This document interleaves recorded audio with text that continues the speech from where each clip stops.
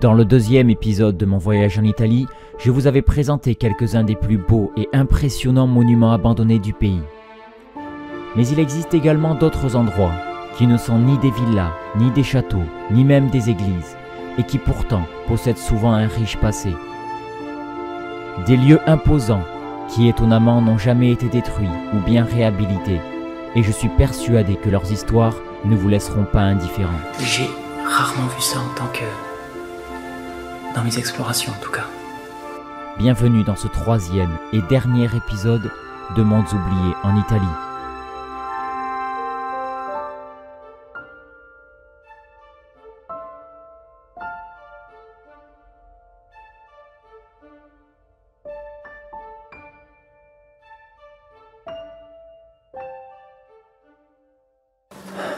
Bon, changement complet d'ambiance ce matin. Fini les villas, les châteaux. Ce matin, on tente d'explorer une usine. Une usine qui normalement a une particularité. C'était une usine qui était remplie de machines à coudre forcément très anciennes. Est-ce qu'elles sont toujours là? Est-ce qu'elles n'ont pas été volées, détruites, taguées depuis le temps? Là, c'est ce qu'on va essayer de voir. Bon, et bien déjà, il reste pas mal de choses. On a énormément de machines, avec en plus le toit qui est cassé, la moisissure qui arrive. C'est magnifique. Il n'y a pas trop de tags, donc ça va. Regardez ça, c'est gigantesque.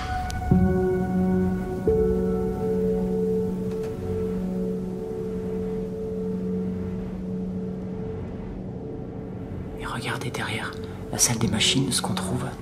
Une salle qui est probablement un ancien laboratoire.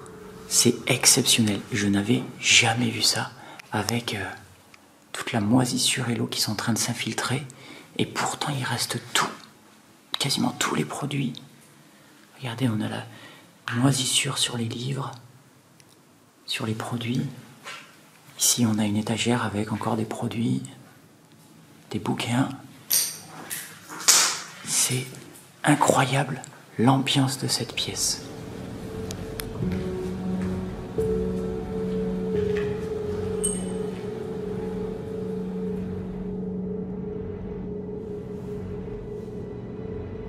C'est immense, ça ne s'arrête jamais, on dirait. Oh, mais qu'est-ce que c'est que cette salle encore? Non, mais c'est incroyable, regardez. On est sur une salle, on dirait peut-être une infirmerie. C'est inimaginable tout ce qu'il y a à l'intérieur de ce lieu. Ça fait plus de 3 heures qu'on marche dans le bâtiment. C'est incroyable la taille. Et là, regardez, c'est pas encore fini. On a l'air d'arriver dans les bureaux d'accueil, les bâtiments administratifs. Regardez ça. Ça devait être l'accueil du lieu. Oh là là là là. C'est juste dingue la taille de ce lieu et tout ce qui reste à l'intérieur. Malheureusement très compliqué de prendre en photo, mais l'exploration est magique. Là il y a encore des documents et... Oh, regardez-moi cette salle, c'est hallucinant.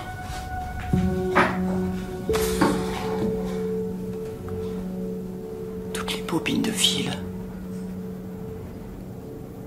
C'est magique. Tous les objets de ce lieu, même les murs, les couloirs, sentent vraiment le passé.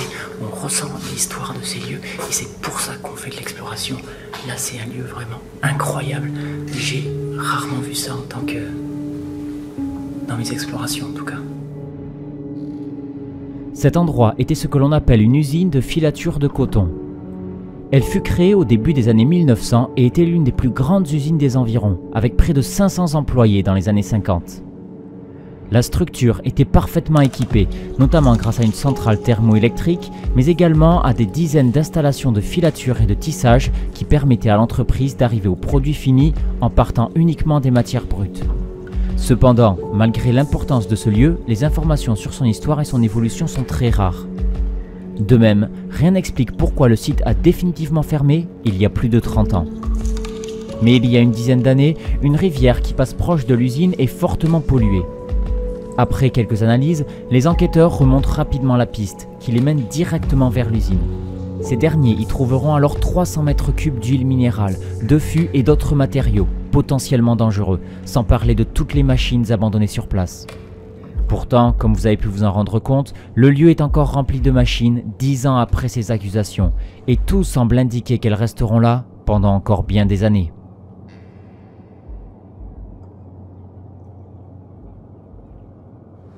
Bon, on vient de se garer dans une rue d'une petite ville d'Italie, et tout au bout de cette rue, juste ici, se trouve une entrée pour l'un des plus grands asiles psychiatriques d'Europe, si ce n'est peut-être du monde, abandonné.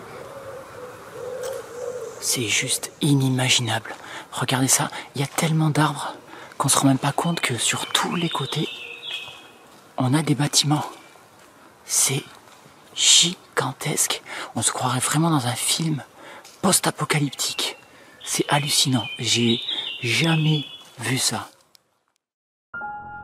Et en effet, on peut dire que le lieu est immense, avec ses 160 000 mètres carrés.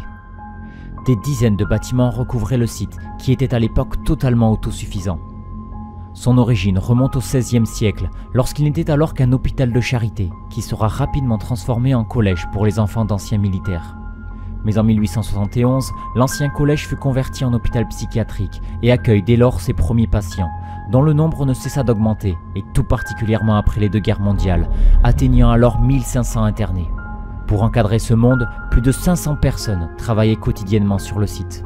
Le nombre de patients augmentant, les structures sont agrandies et l'asile est divisé alors en deux parties. Une pour les patients tranquilles et la seconde pour les patients à problème, équipés de cellules capitonnées. L'asile ne se limite plus alors à l'internement, mais devient un véritable centre d'études de neurochirurgie. En effet, le directeur du site est persuadé que les maladies mentales sont dues à un problème de volume entre le crâne et le cerveau. C'est donc tout logiquement qu'on ajouta au complexe des salles d'opération, remplies d'équipements médicaux, dans lesquels on pratiquait entre autres des interventions chirurgicales expérimentales pour élargir le crâne et obtenir plus d'espace pour le cerveau. Et c'est notamment pour trouver ces salles que je suis venu ici.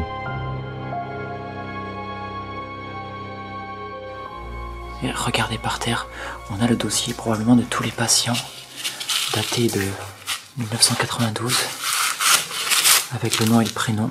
Je ne montrerai pas tout. Et là, oh, c'est glauque.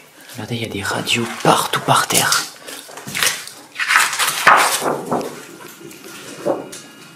C'est incroyable que tout ait été laissé comme ça. Oh, regardez. On a encore une salle ici, avec une petite table et tout le long du mur, d'anciennes radios de patients. Ah, c'est vraiment très très glauque. Bon, ça fait littéralement 3 heures qu'on explore, on a exploré tous les bâtiments. Et enfin, on est tombé sur les salles qu'on cherchait, notamment les salles des machines. Et la première se trouve juste ici. Oh, regardez-moi cette dinguerie. Mais c'est surtout pour cette pièce que je voulais venir. Cette pièce-là, qui est, je trouve, exceptionnelle. Je l'ai vue en photo un grand nombre de fois et je la trouve toujours aussi exceptionnelle. Avec ce lit d'opération et cette vitre avec la végétation qui rentre. C'est vraiment unique. Au fur et à mesure des années, de nombreuses rumeurs circulent alors dans la ville alentour, concernant ces expériences, et certaines critiques commencent à faire surface. Quelques années plus tard, la loi Bassaglia entre en vigueur dans le pays, demandant la fermeture de tous les asiles. L'endroit se vide alors très rapidement et dit adieu à ses derniers patients à la fin des années 80. Encore entouré d'une immense muraille, le parc est aujourd'hui devenu une véritable jungle et les bâtiments ne cessent de se dégrader. Depuis la fermeture du site, personne n'a été intéressé pour le reprendre et il est encore une fois très peu probable qu'un projet voie le jour dans les années qui viennent. Bon, l'Italie vraiment incroyable, nouvelle journée et il faut qu'on soit en Italie pour rencontrer des youtubeurs, c'est quand même incroyable. On s'est regroupés pour essayer d'explorer apparemment une ancienne usine automobile, truc de fabrication, voiture. Moi, j'ai rien vu du tout. Donc, on va essayer de rentrer à l'intérieur.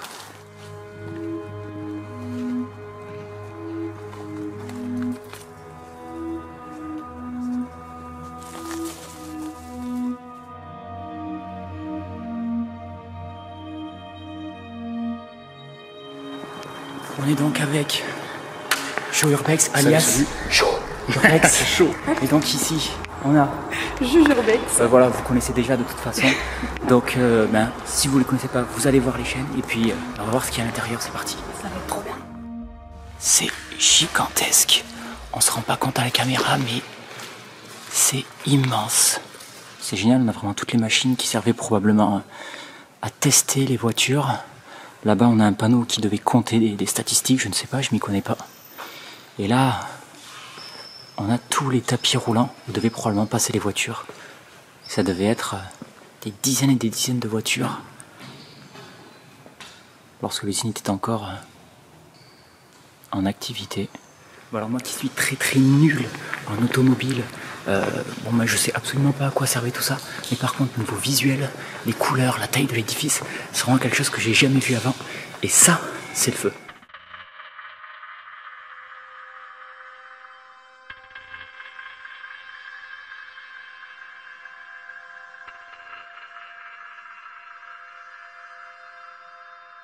Bon ben entre les asiles, les usines de machines à coudre et là les usines automobiles, franchement des lieux gigantesques, on en aura vu. C'est pas encore fini. Regardez-moi ça. C'est immense.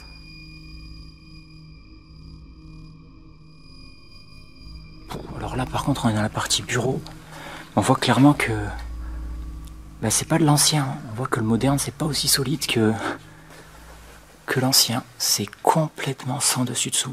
Alors clairement ça n'a pas été fait par le temps, hein, ça a été fait par des vandales. Mais c'est minable. Waouh, regardez-moi cette salle. Oh, par contre il y a les tags qui gâchent tout. Mais c'est hallucinant. L'ambiance jaune, les couleurs, c'est incroyable. Bon, les voitures, c'est cool, hein, les trucs automobiles, bon, c'est sympa de voir, mais je m'y connais pas. Mais alors par contre, les gars, vraiment, cette salle-là, c'est de la folie furieuse. Alors c'est pas forcément historique, mais en tout cas, niveau visuel, c'est un des trucs les plus fous que j'ai vu de ma vie. Je pense que les photos que je vais en sortir, alors c'est très compliqué avec la lumière, mais je pense que les photos que je vais en sortir seront des petites pépites. J'espère en tout cas. L'usine dans laquelle je me trouve appartenait à la très célèbre entreprise Pininfarina. Créée en 1930, elle fabriqua dans ses usines des modèles iconiques comme l'Alfa Romeo Giulietta Spider ou plus récemment la Peugeot 406 Coupé et même la célébrissime Ferrari Testarossa.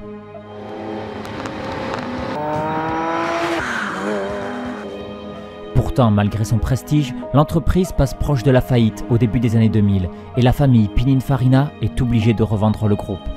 Quelques années plus tard, l'entreprise stoppe officiellement son activité de production de véhicules, préférant se concentrer sur d'autres domaines moins coûteux, comme le design, et ce, aux dépens des 800 salariés qui travaillaient dans les usines. Ça fait 11 ans en fait que Pininfarina est en perte. La cause, c'est le rapatriement en interne par les constructeurs automobiles du design de leurs propres voitures. Pininfarina s'était essayé dans les yachts ou dans les trains. Étonnamment, plus de 10 ans après cette fermeture, une immense partie du matériel est restée sur place, à l'abri des vandales, dans des structures qui ne sont aujourd'hui ni surveillées ni fermées.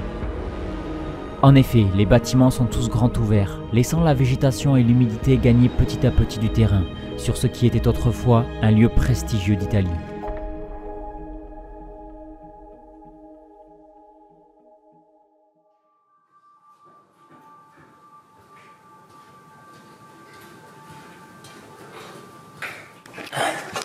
Bon, comme vous pouvez le voir, nouvelle exploration aujourd'hui. Et on est donc sur un type de bâtiment qu'on n'a encore jamais exploré en Italie. On est dans une région thermale. Et bon, comme vous le savez, le tourisme thermal aujourd'hui n'a plus vraiment la cote. Et donc, comme vous pouvez le voir ici, on est donc dans un ancien établissement thermal, des anciens thermes. Bon, malheureusement, comme vous pouvez le voir derrière moi, la plupart du bâtiment a été complètement tagué, complètement ravagé. En tout cas, l'entrée. Espérons qu'à l'intérieur, on puisse trouver des choses parce que, vous le voyez, ça continue et il y a énormément de couloirs et de pièces. Donc on va essayer de trouver des choses intéressantes à filmer et à photographier.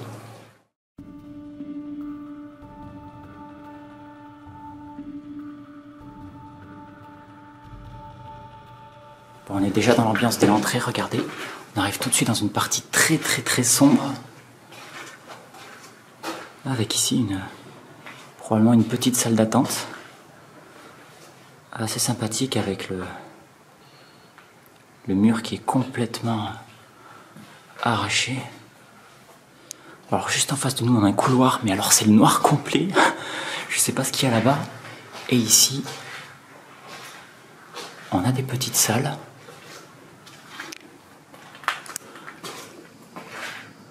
Encore un très long couloir, plein de salles.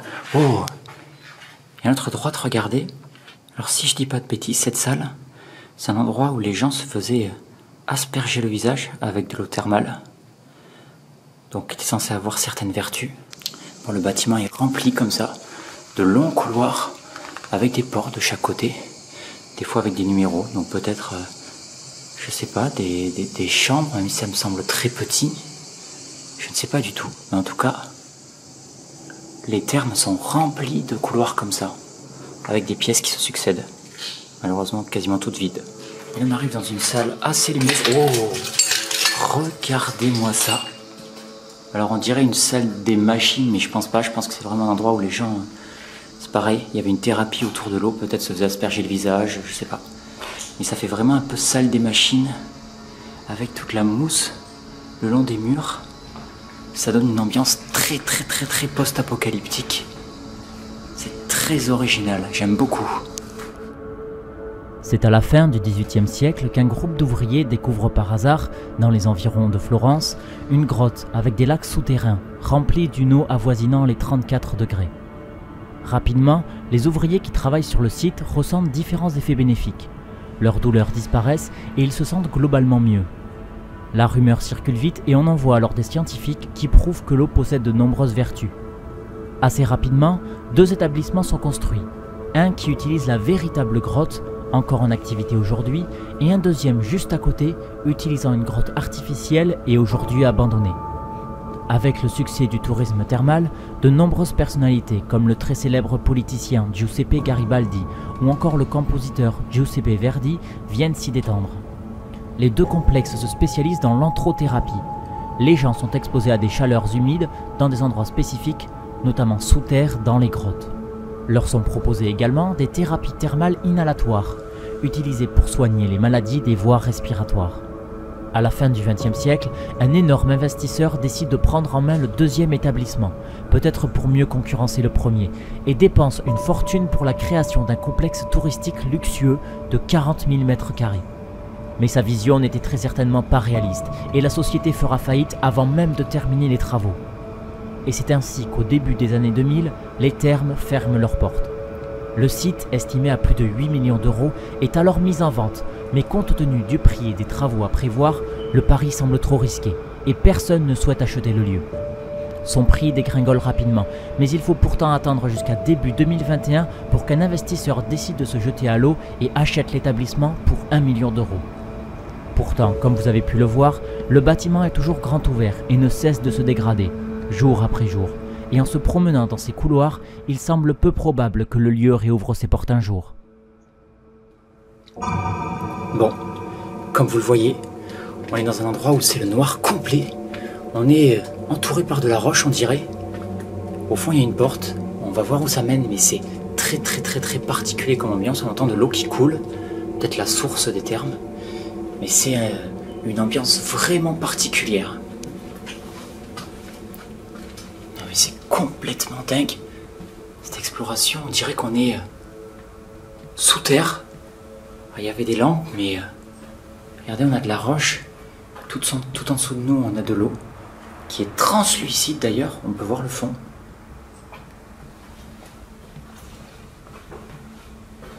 Encore une pièce avec de l'eau.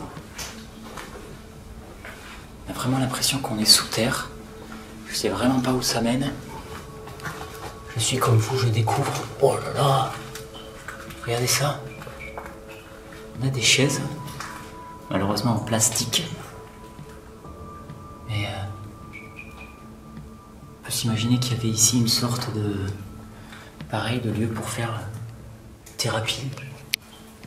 Et on a d'autres chaises là. Ça en est rempli.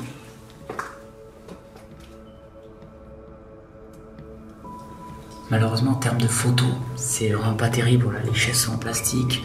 Bon, je pense que ça rendra pas terrible. Mais par contre, en termes d'exploration, c'est la première fois que je vois ça. J'avais jamais vu ça avant. C'est vraiment, vraiment très spécial.